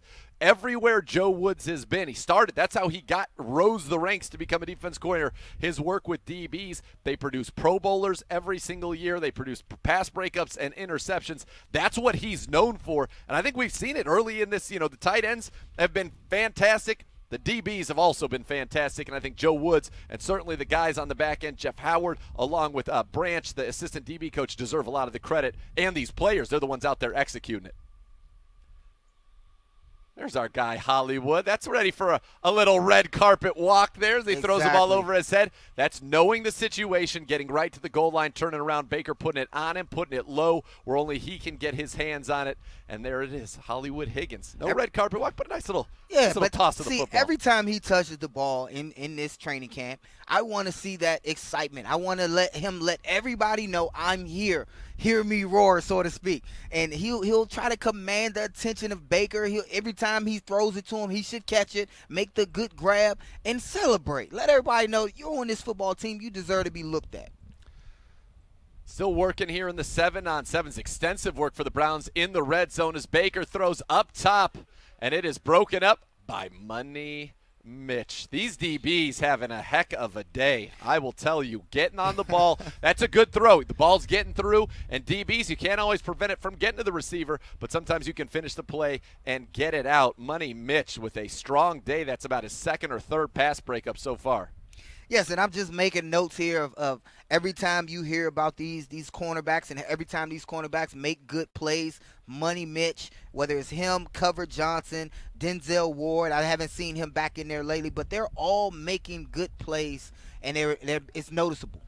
It is. I mean, this is a huge win for the defense in a 7-on-7 like this in the red zone. I realize it's a compressed field, and there's one that I'm sure Baker wishes going to drop just a little over the head of Odell Beckham Jr. as they were unable to connect there. But the defense did a very good job, and the offense, when it had its moments, it centered around Harrison Bryant. And speaking of those tight ends, let's hear from the tight end coach. We told you it was coming. Let's hear from Drew Petzing right now. Very happy now to be joined by the Browns tight end coach, Drew Petzing. And Drew, first of all, welcome back to Cleveland. How's it feel to be back in Berea now as the tight ends coach for the Cleveland Browns? Yeah, appreciate it. Thanks for having me. It's been great. It's been a really neat experience being back here, and you know, my first time out here as technically an operations intern, doing a lot of the back end work, and now kind of taking on a bigger role in the offense and in the team. It's been a lot of fun. You and Coach Stefanski, think about where he started. Now he's the head coach where you started. Now the tight ends coach, on your way to being a head coach someday. The poster child for you, if you will it is no dream, Drew. We're just worried about today. I'm not thinking that far ahead. He's a far smarter man than I am. I'm just happy to be near him. All right, let's go inside your room, and it's obvious. Listen, you bring in a guy like Austin Hooper, a 2-time Pro Bowler. You expect big things, and this is an offense that certainly loves to feature the tight ends, and it looks to me anyway, his chemistry with Baker Mayfield already in midseason form, even though it's very early in the process. Yeah, they developed a great friendship, I think, throughout the process, and it definitely shows up on the field. I think they got a great feel for what the other one's thinking, what the other one's going to do, and it just allows us to be that much more dynamic on offense. You know, I got a chance to talk with Hoop yesterday, and he was obviously familiar with the concepts and the scheme in his time with Atlanta with Kyle, but he said, I'm still learning the verbiage. So I got to ask you as a coach, how can there be so many different languages in the National Football League for the same thing? Yeah, I don't know how that got created over time, but it is pretty amazing. I mean, even myself being in a couple different systems, and inevitably you're running the same type of plays and you're coaching the same type of technique, but we're all speaking different languages. So I completely get where he's coming from, and he's done a great job of picking it up. And let's go to David Njoku now, former first-round pick, a ton of talent 2 years ago. Guy had over 600 yards. Everybody expected a big breakout last year for a variety of reasons, many of which were not David's fault. It did not happen. How has he been kind of coming in, knowing Austin's here? And look, this is an offense that's going to feature 2 tight ends a lot of the time, if not maybe even the majority of the time. Yeah, he's been great. I mean, from the moment that we started working together virtually in the offseason and even through the summer, our conversations have been really positive. He came in great shape. He's working his tail off in terms of learning the system, and we're definitely going to rely on everybody we have in that room and expect big things out of them. So it's been a lot of fun working with him. How's he doing on the blocking front? Because I know that's one of the things he's come out and said, look, that has to be a big priority for me. We know he's got, if you look at his body, say this guy's going to be able to block anybody, but a lot of it is that technique, and this offense in particular, very specific with those blocking techniques. Yeah, there's no doubt about it. And I think this system is going to play to his athleticism a little bit and let him use that to his advantage in the run game. And, even in a couple short days here in camp, I think we're already starting to see that. Are we seeing any good high jumping? He's a guy, national champion.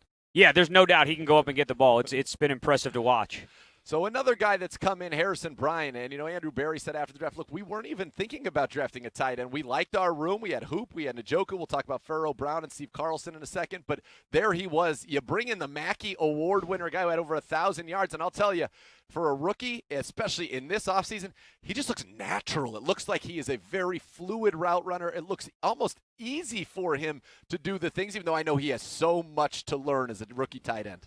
Yeah, and he's soaking it up. He's one of the hardest workers I've been around in terms of really wanting to do it the way it's being coached and spending extra time in the playbook. And all the things that you saw on his college tape and throughout his career are definitely shown up here on the field. As you said, he's got a natural feel for playing the game, and he's been a lot of fun to coach. And I know it's always hard for rookies. Austin Hooper said, look, it takes about 3 years because tight ends, you need to know everything in the pass game and everything in the run game. It's kind of, they're throwing a lot at you, but you guys had a rookie in Minnesota, Irv Smith Jr., who played well. Is Harrison Bryant a guy who you think can be ready this year, even with this kind of wild offseason with COVID-19? Yeah, I think he is. His approach to the game is pretty unique in how he's attacked it this offseason. And, one of the benefits of the virtual offseason was we did spend a lot more time on some of that X's and O's in virtual meetings, going through the playbook, watching as much tape as we could. And I think you'll see that benefit in his growth here early in his career. Drew, we thank you for the time. Your energy is infectious, and welcome back, and looking forward to see your room lead to a lot of these wins here in 2020 for the Browns. Appreciate it. Thanks for having me. All right, that was Drew Petzing in today's Coach's Corner, brought to you by Snapple. We'll be back with some more team coverage for you, but first, it's time to go have a little trivia presented by Howard Hanna. Today's question, which player holds the record for the most receptions by a Cleveland Brown? The answer when we return on Browns Live Training Camp.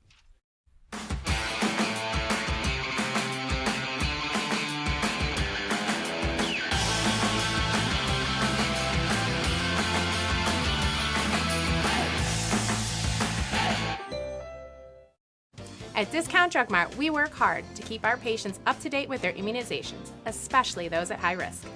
We take into account our patient's age, medical conditions, and past immunization history. Immunizations are just as important to your health as diet and exercise, but can be taken care of with just one visit, effectively protecting yourself and your loved ones. Stop at your local Discount Drug Mart and see us for an immunization review today. Discount Drug Mart, your immunization destination.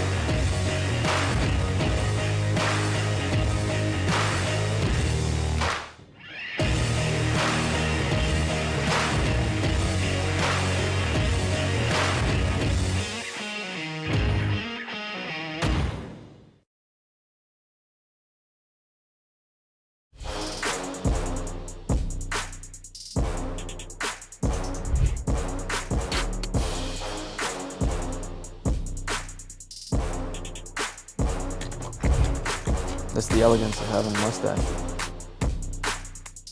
Cleveland Brown fans, can you say go Browns?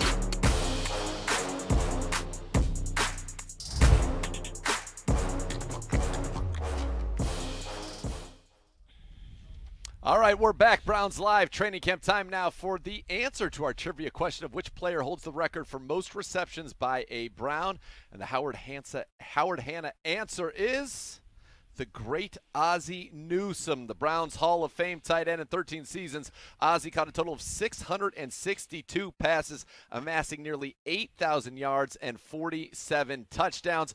Nathan Zgur alongside Josh Cribbs. We're going to go right back out to the field. It's Browns Live training camp presented by Discount Drug Mart as the Browns back in the team period. The defense continuing to have a very strong day. While we were in the break, they had what may very well be our play of the day by Andrew Sendejo, picking off a pass. You see Kareem Hunt running up the middle, a little stiff arm there to Sheldon Richardson. As you said, these offensive players get a little bit tired of getting chased down and the ball poked out there. But this defense, especially this defensive backfield, having a strong day 3 in pads here in Berea, Josh. Yes, and although the defense is shining, I would have to say that the offensive line, who we don't hear about too often, and that's a good thing when you're not talking about the offensive line, but the run game has been working when it comes to Kareem Hunt. He's been picking up 4 or 5 yards a pop before contact. I have to say that. Absolutely. Kareem Hunt's looked nothing short of spectacular filling in and looks like the guy who in his last really full season, 2018, in those 11 games had over 1,200 total yards and 14 touchdowns.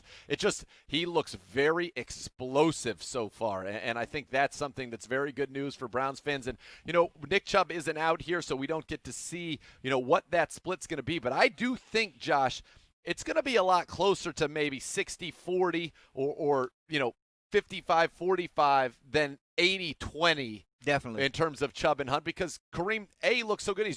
He is good. But he will get the ball in other ways. I definitely believe Chubb will get the ball more under center. But when you're talking about touching the football, you got to understand Kareem Hunt catches the ball a lot out of the backfield and as a receiver. Nice pass there to Pharaoh Brown, and a good job by Taywan Taylor down the field blocking, and that's how you turn sometimes just a little dump out pass to the left into a big gain. It takes a receiver down the field blocking, Josh. And when you see guys like Pharaoh Brown catching the football, show all that excitement. Do that. You see him running through the pass and getting a little extra contact there at the end. I like to see that because when you see the second and third team go, you got guys like Pharaoh Brown trying to make this football team. And again, special teams is crucial. When you're looking at in the tight end room, that's who we're highlighting. You see who will play special teams, who will help this team, and then if they playing special teams, they still have to help us on offense. So they still have to shine. And when they get an opportunity, I have to be consistent. And look, the special teams is one thing, but that tight end room is stacked right now. It is stacked. 5 guys who certainly can play on Sundays. Baker dropping back into play action, and a quick little one. Good catch by Andy Janovich. That ball had some mustard on it as the Browns doing now a team red zone period as they got closer to the goal line, a swing pass. And Janovich is a guy for his career who's averaged over 10 yards a catch. As a fullback, that's not something that happens every day in the league, Josh. Yeah, I think every time they go to him, it's kind of like, wow, I forgot about him. Because you see the star power that this offense has, especially when Baker's under the center. You'll see an Odell Beckham out there. You see a Jarvis Landry. You'll see Hooper inside. But when you see the fullback come out of that offense out of nowhere catching the ball, I don't think a coordinator is actually preparing for a fullback to catch the football. Inside handoff out of the shotgun to Kareem Hunt, who weaves his way down near the goal line there. Good job by the Browns defense. It looked like there was a hole, and it closed up quickly in the middle of that Browns defense. And we're seeing Greedy Williams, M.J. Stewart. You're looking at Olivier Vernon as well, B.J. Goodson. These guys getting some very good work. And the linebackers we're going to pay a lot of attention to, obviously. But some new faces and some new acquisitions, rookies out there, mixing in with some of the names M.J. Stewart, who was claimed off of waivers. Jordan Elliott, the rookie you see there, number 90 on your screen, working against Wyatt Teller as Baker gets his guys lined up here as the Browns down in the red zone here doing a full team red zone period. And Kevin Stefanski will tell you, these plays in the red zone are the most critical to success in the NFL. As a great penetration there, Olivier Vernon, Sheldon Richardson, and Baker's got to throw it away with the great coverage by Money Mitch. Good job by this defensive line and this defense holding very firm in the red zone here in this team period. Sheldon Richardson, again, a guy we don't talk enough about. Same with Olivier Vernon. Last year was not up to OV's normal production, as Baker's talking to one of his receivers what he wants to see out of him on that route. But Vernon's a guy, 6.5 sacks or more in 6 of the last 7 seasons. Of course, the one exception last year with the Browns, but that's a pretty formidable pass rusher, and we know how good Sheldon is as well. Yes, and when you're looking at this offense, understand this is the early days of training camp, and this is a new offense. So that defense is look exhilarating. You have some veterans out there with your cornerbacks mixed with some young guys. They're on fire. But again, this is the early days of training camp. You see Baker trying to gather his guys up. As that guy he was talking to in his zone that he threw that ball to was Hollywood Higgins. They're trying to get on the same page. When you're talking about running a new offense, you have to keep in mind that it's still the early days in training camp. They're working out all the kinks. There's no doubt they are working them out as Baker under center here. A little handoff to Kareem, and Grant Delpit in the backfield right there with a very nice play in the red zone. And that's the thing with Delpit. Not only can he play center field for you, he can also get near the line of scrimmage. In that 2018 season, he had 5 sacks, 9 tackles for losses as a free safety at LSU. So he's got great instincts, and right there you saw how quickly he could get on the other side of the line of scrimmage and made a big play for, again, a period that has to go to the defense. Nathan Zagura, Josh Cribbs, Browns Live training camp presented by Discount Drug Mart. We're out here in Berea giving you guys exclusive access to what's going on. The twos now in the red zone. Keenum loft in the back of the end zone. Donovan Peoples-Jones. I don't know if he got his feet in there, Josh, but a nice little grab there. And he looks natural, a hands catcher. That's one thing that you never know. You don't, is this guy going to, when they're big guys, a lot of times they let the ball get on their body. He's been very good about making sure his hands are out there and being a hands catcher, which is key. That was key, and I like to see that catch. I would have liked to see him stay in bounds to not even make it close. So he'll have to use his big body and become a shield so that he can only catch that ball. And if he gets pushed out, you'll see a penalty fly. But I want to see him try to keep his feet in a little better there. The defense swarming as the Browns try a handoff up the middle. Eli Anku and Daniel Equale in the middle of that defense helping to bottle that up. And Anku, 340 pounds. He's been in the NFL for 4 seasons, appeared in 20 games. And he's somebody I was talking to Chris Kiffin, the defensive line coach, and he said, there aren't a lot of guys. I'm saying, man, he's 340, but he can move. There aren't a lot of guys built like that, but he's a guy that can really plug things up, especially when you get down here near the red zone. And they may need Eli Anku. That was supposed to be Andrew Billings, who opted out, that was signed the free agent, and they may need him as Jonas Johnson, again, kind of runs into that mountain in the middle of the defense as you see Willie Harvey and Eli Anku again in on that one. But you got to have that big guy. You need at least one of those guys in that defensive tackle room that can just eat up space, take on double teams, and free your linebackers up to make plays. Definitely. You said it when you're talking about freeing up the double team. You want a guy who won't get pushed around, who can clog the middle, who can allow the scraping linebacker to come over top to make a play. You'll be well known as a defensive line guy that you can take on a double team and not be moved so easily. Absolutely, as the Browns continue to work here, the second team with Case Keenum there. Little quick play action, looks to the back of the end zone up top, and that's what he can do. That's the Chief, David Njoku, going up. We're going to say his feet are in. I'm going to say touchdown. We're called touchdown. We don't have the benefit of instant replay or flash photography. We're going to go ahead and say touchdown there for the Browns. Oh, maybe we do have instant replay here. Look at how good Drew is. Gosh, what a legend. Keenum up. I think he got one in college. I seen it. If they slow that thing down, I think he tapped on it. We're going to see it for a third time. I'm saying that's a college touchdown. Tap. I know. I think the tap. 1 foot? I think he tapped with 2 feet on 1 foot. You're an offensive guy. I'll defer to you. You played in the league. It's Baker Mayfield back there. The quick hitter up the middle. And the Browns defense, again, doing a good job kind of stuffing that middle of the field up there as Jonas Johnson, or that might have been Benny LeMay, tried to break through. Benny LeMay, the ball carrier out of Charlotte, and was unable to do so. But, right now in the red zone, it really has been, again, advantage defense. Other than Harrison Bryant putting on a show earlier and Peoples-Jones getting in, I think he had one to Kareem Hunt. For the most part, this defense continues to really just be stout against this Browns offense. Yes, they're both playing pretty good at this point. The offense is stepping up. Even though the receivers need to keep their feet in bounds, they're still making these grabs, which can be corrected when you're talking about standing bounds. Got a little bit tripped up on the exchange, and who was that breaking through? Sione Taki celebrating, doing push-ups. Who knows if that's part of the celebration or if that's a self-imposed, I can't be doing that. But Taki with some great penetration there, and he's had a nice day. And listen, again, he's a guy that is going to be counted on with Mack Wilson down for the Browns. You're going to need Sione Taki, and hopefully he can continue. He's looking good. We knew he could play the run, though. It's those reps he's getting now in coverage that are going to really tell the story. But again, knifing through, shooting that gap, making a play in the backfield. And we've seen multiple. Delpit had one on the last time the starters were out there. I like to see the excitement from the players. Keep that up. Let us know you made the play. Baker in shotgun, drops back, looks out to the right side. And it's just off the hands of Hollywood Higgins. Was that Money Mitch again on coverage? We see Adrian Claiborne. That is Money Mitch there. Again, Money Mitch having a day. That's our right now. You know, a lot of people say that's your fourth cornerback. Money Mitch is an absolute starting caliber cornerback in the National Football League, and the Browns, what a luxury to have him if you need him, and he's having a great day out here in Berea. I put another asterisk by his name, and I don't want to take anything away from Money Mitch. I don't, even when we say he's a starting caliber, he's a starter. Period. He's probably not going to start because you have a Greedy, you have a Denzel Ward, you have Cover Johnson who's playing tremendous. But Money Mitch is also out here playing lights-out football. Yes, he is. Mayfield, a keeper, rolling to the right.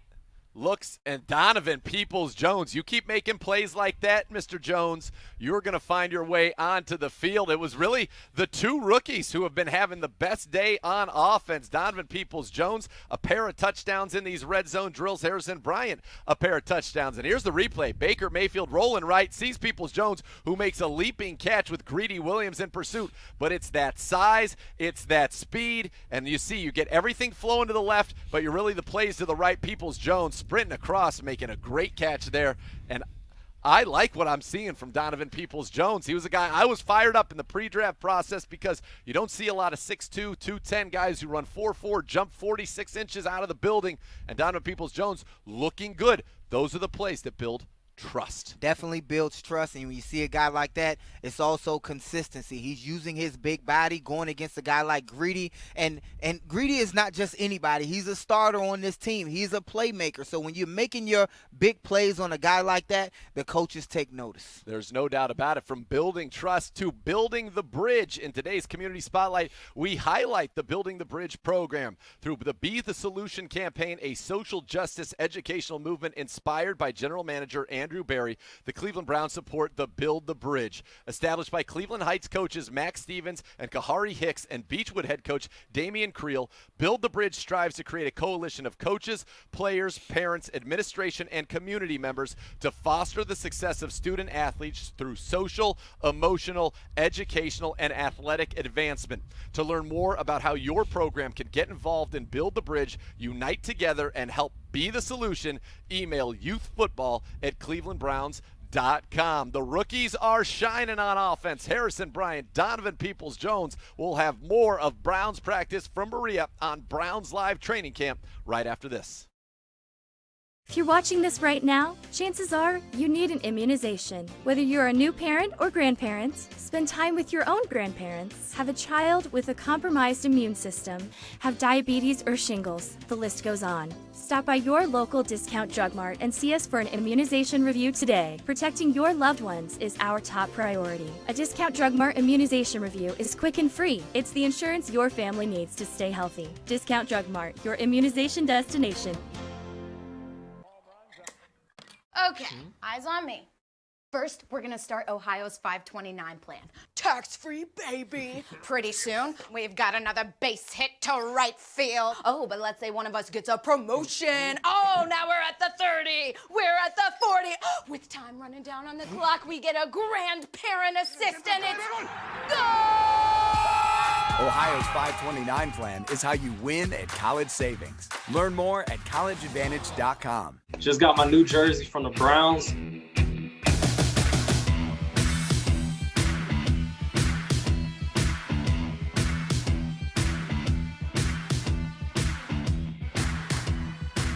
it looks like we're going a little bit more traditional this year. Small work. Heck yeah. Boy, I like the white one. Back to the good old days. Join the Browns Backers Worldwide Fan Club today. Membership is free and includes great perks like 10% off your total at the Cleveland Browns Pro Shop, the ability to start a Browns Backer chapter, or join one of the 350-plus existing chapters. Join today for free at fans.clevelandbrowns.com. If you're already a member of Browns Backers Worldwide, use promo code BACKERS2020 for 10% off when you call in your Pro Shop order at 440-824-3427. Join the Browns Backers Worldwide Fan Club today.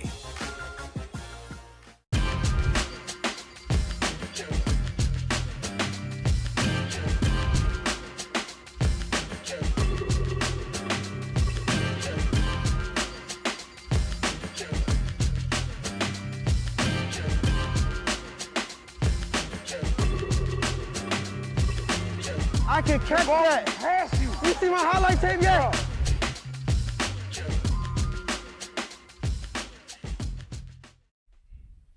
There it is, our photo of the day, brought to you by Medical Mutual and taken by our very own Matt Starkey. Baker Mayfield launching one of his bullets down the field here in Berea on a beautiful day for Browns football. Nathan Zagura alongside of Josh Cribbs, and we told you, get your fan questions. Use that hashtag Browns Live. Let's get to one of those right now. From Dustin Weaver, he says, do you think the lack of camp legs at the kicker position will help or hurt Seibert and the Scottish Hammer this camp?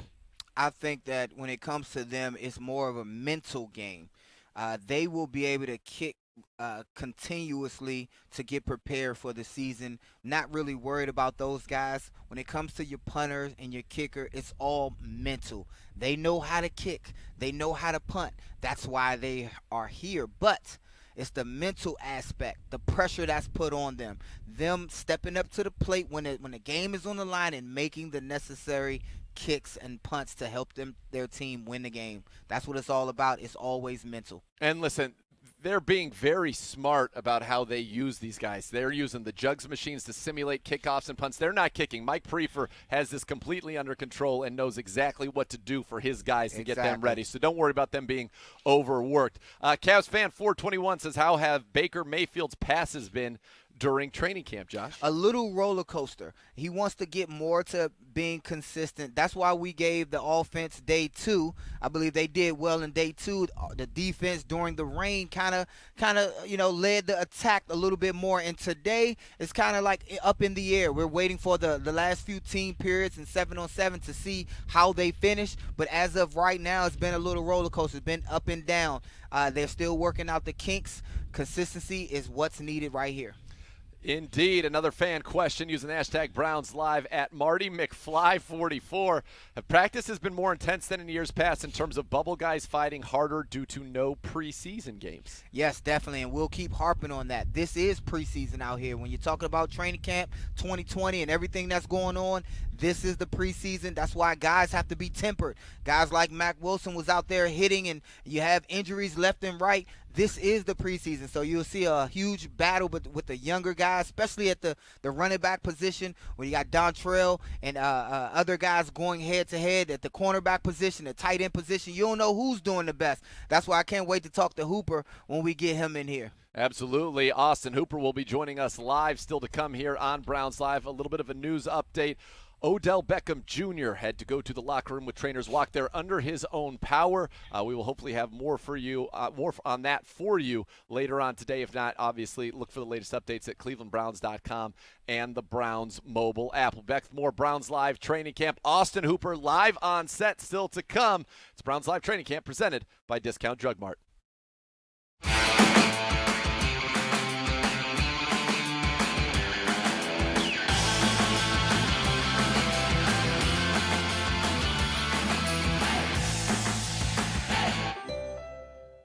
America, I'm here to tell you the movement is on. Thousands of homeowners are plugging into solar with Power Home Solar. We install solar in your home for zero money down, not one single penny. Come join the movement and let the sun shine in.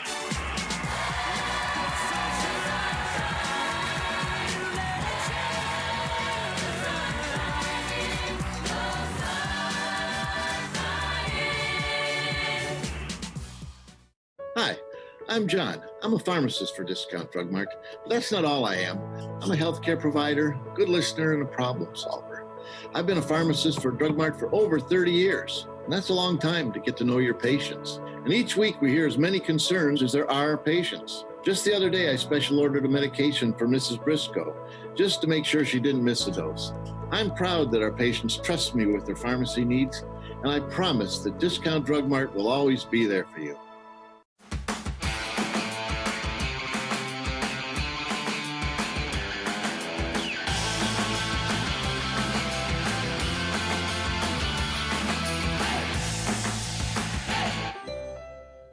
Browns fans, you can now train like the pros at Browns Fit. Our 20,000 square foot state-of-the-art fitness facility is open.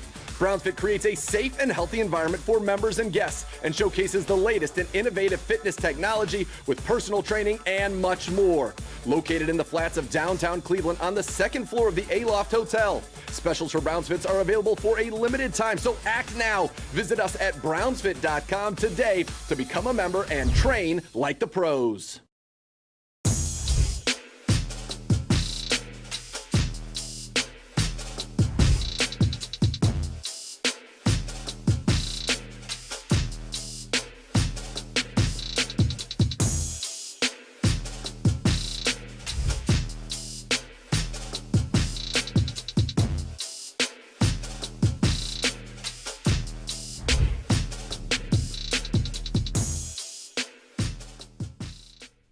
Welcome back to Browns Live Training Camp, and during training camp, the Browns are holding a special charity auction with special experience and items to benefit the Browns Foundation Stay in the Game education program.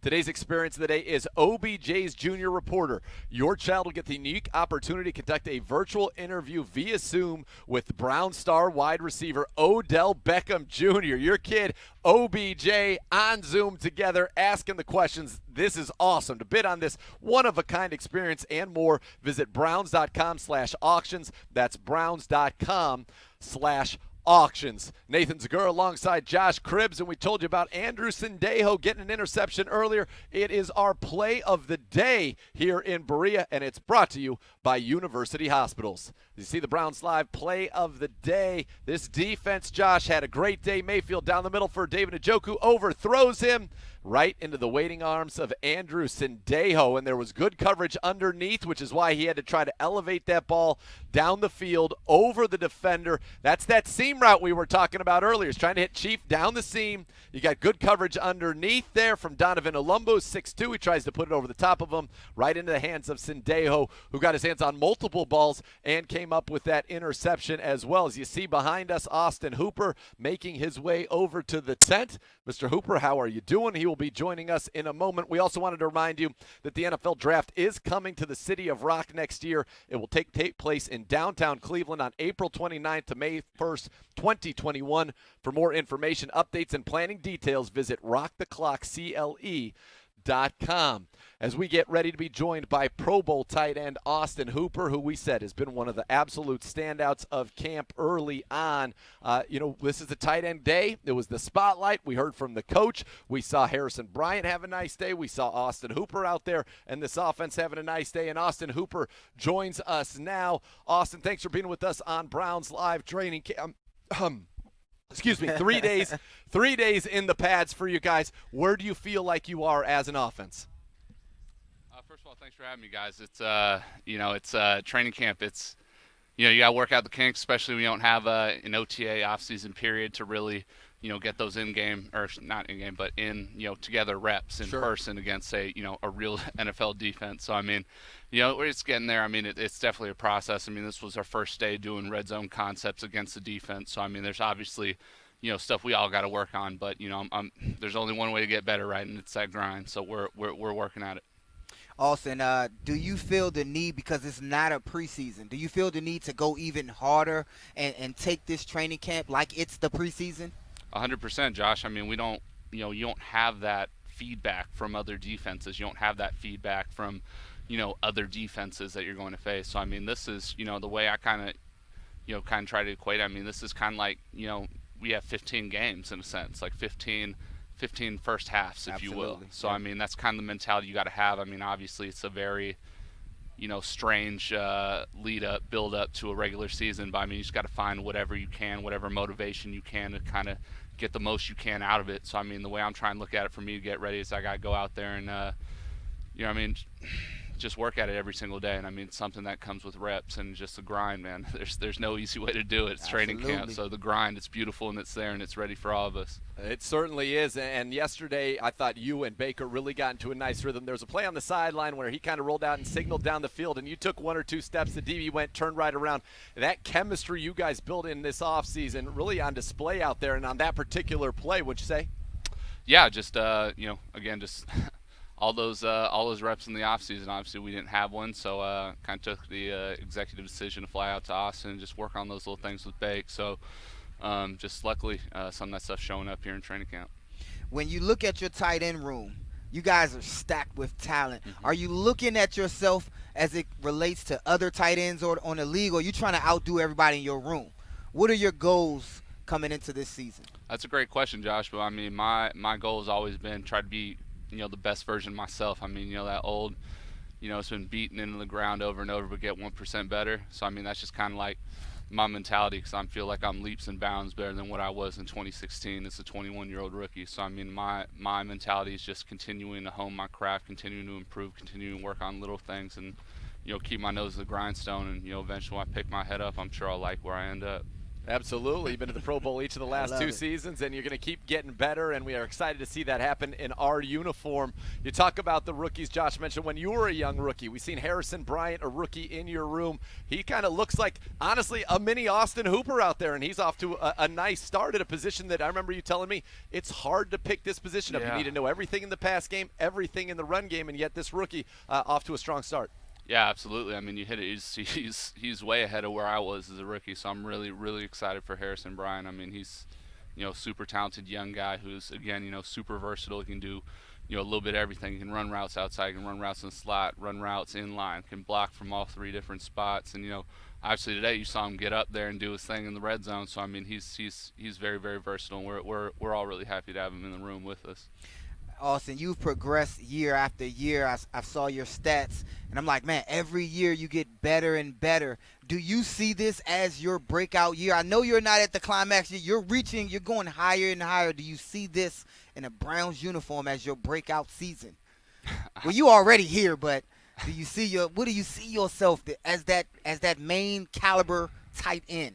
Again, Josh, pretty boring answer, man. Just, trying to be the best version of myself. I mean, I'm not going to sit up here with you guys. As much as I do enjoy speaking with you both, I'm not going to give you guys any lofty expectations or numbers, anything like that. I just got to, figure out my role in this offense, what they ask of me, and execute it to the best of my abilities. I know that's not the answer. No, I like it. But I don't got the crystal ball, man. I can just, get 1% better every day. As my buddy's dad says, his crystal ball is at the cleaners. He's going to go ahead and let the actual actions speak for themselves as you're doing. Take us through the process, though. You guys have gone through now the 3 padded practices. So you have the practice, you go watch the film, and as you said, every day try to get that 1% better. How does that process work? You watch the film and then go try to improve on what needed to be worked on from the day before? Yeah, absolutely. And I mean, for a lot of us, there are a lot of different nuances in the offense. For example, like some of our play action keepers. I mean, I made a mistake today. I had no idea that the protection for a certain keeper is actually supposed to be way longer than what it was. I got it confused with a shorter, quicker play action protection keeper. So there's a lot of little nuances within the offense that you can read on paper, but until you actually get those in-game feel or in practice field reps against a real defense that has an idea of what you guys are doing. I mean, there's no replacing that. So, I mean, it's just watch the film. I mean, for a lot of us, these are our first, especially with the install package we had today. It was our first time really going against the defense and doing some of this stuff. So, I mean, definitely a lot of corrections to clean up. I mean, again, man, it's good to get out here and start that process because, I mean, the only way you get better at anything is by doing it over and over. Absolutely, getting those reps. And listen, this is the time to make those mistakes and find out what needs to be worked on so that you can get ready for September the 13th against the Ravens. We've got a fan question for you, Austin. It comes from Jay Dumbard, and he says, what is the one trait that Baker has that is similar and one trait that is different from your previous quarterback in Atlanta, Matt Ryan?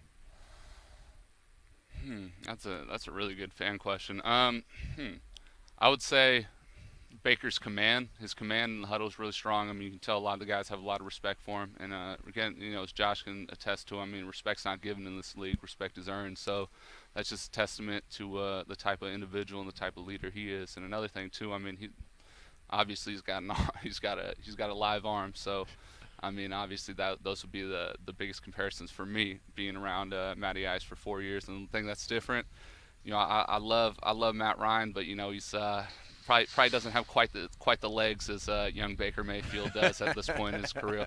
No shots fired, Falcons fans. Just, no, not at all.